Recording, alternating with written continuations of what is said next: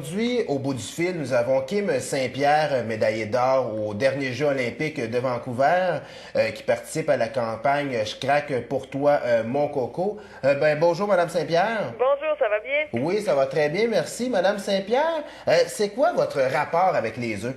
Je pense que la plupart des gens peut-être l'ont vu. J'ai fait une annonce publicitaire qui a commencé l'hiver passé avec Hayley Weckenheiser où on rencontre trois gars puis on joue au hockey contre eux puis on joue pour un déjeuner avec des œufs. Donc ça a commencé là mon implication et puis là on a renouvelé l'entente là, pour la prochaine saison. Donc moi c'est de promouvoir là, les bienfaits des œufs là, à travers le Québec. Et on sait, vous êtes une athlète de haut niveau. La nutrition est une partie très, très importante pour la performance. Quelle importance ça a pour vous, la bonne alimentation? Je pense que c'est sûr, même pour les gens qui font pas de sport, hein, de bien s'alimenter, là, ça devrait faire partie de nous à tous les jours. Et puis, spécialement là, en tant qu'athlète, il faut être assuré d'avoir des bons nutriments, des bonnes vitamines pour être capable de performer et puis aussi de récupérer après les matchs et les entraînements.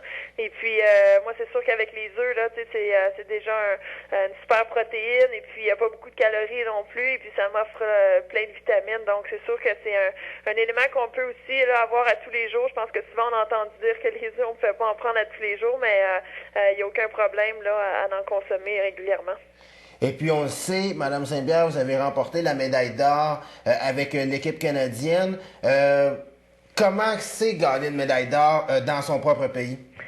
C'est vraiment quelque chose d'incroyable. Je l'avais vécu déjà à deux Jeux olympiques, mais de vivre ça au Canada, c'est vraiment exceptionnel. C'est dur à décrire parce qu'il fallait vraiment être là, puis savoir tout le support, les encouragements qu'on avait. Mais c'est sûr que c'est un moment là, qui va rester à jamais là, avec moi. Et puis toute ma famille aussi, mon copain, tout le monde était là, donc on en a profité.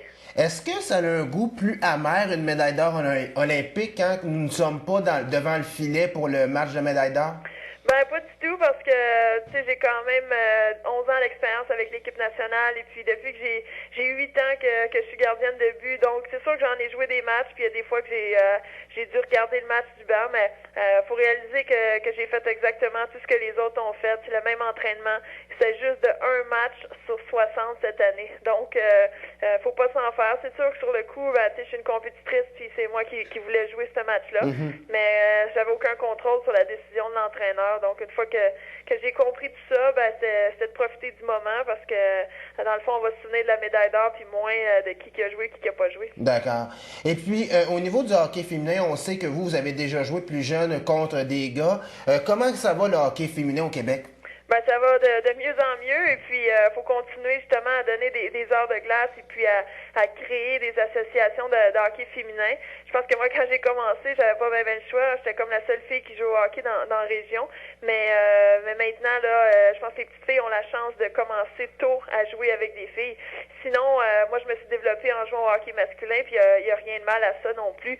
Donc si les petites filles veulent jouer au hockey, ils vont trouver une façon et puis c'est pas d'avoir peur non plus d'entrer dans un sport de gars parce que ça a vraiment plus cet effet-là. Maintenant, la petite fille peut demander à ses parents de jouer au hockey, puis je pense qu'ils vont avoir une meilleure réaction peut-être que mes parents ont eu parce que dans mon temps, c'était un peu différent. Et au niveau personnel, vos plans d'avenir, est-ce que c'est possible de vous voir en 2014 en Russie pour les prochains Olympiques? Quels sont vos projets, là? 2014, c'est un peu loin. Je vais y aller vraiment une année à la fois. J'ai décidé de m'entraîner cet été et puis juste voir une saison à la fois. Donc en septembre, c'est le prochain camp de l'équipe canadienne.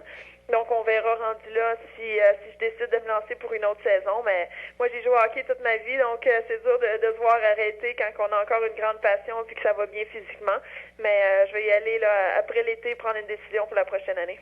Est-ce que vous croyez à une ligue nationale féminine pour que les filles puissent être payées pour jouer au hockey un jour?